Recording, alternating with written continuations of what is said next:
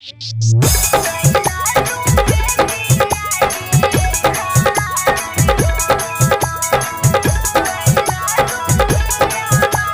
आप सुन रहे हैं किरण रानी की आवाज में।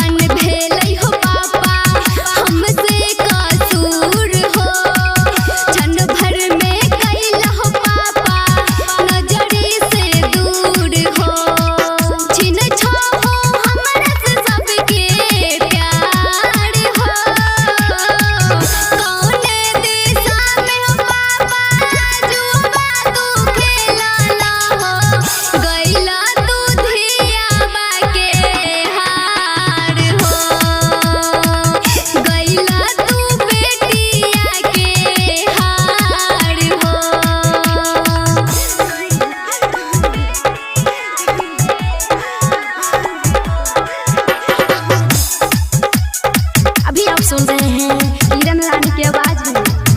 हर पल साथई तो पापा हमारा याद हो, सोना बेटी कही कही के करवा फरियाद हो पापा।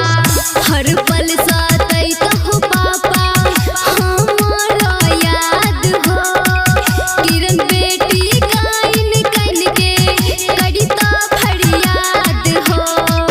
अंशु भैया तारा तनी विचार हो, कौन दिशा में हो पापा जुआ तू खेलला हो, गइला तू धियावा के हार हो, गइला तू बेटिया के हार हो, गइला तू बेटिया के हार हो, गइला तू धियावा के हार हो।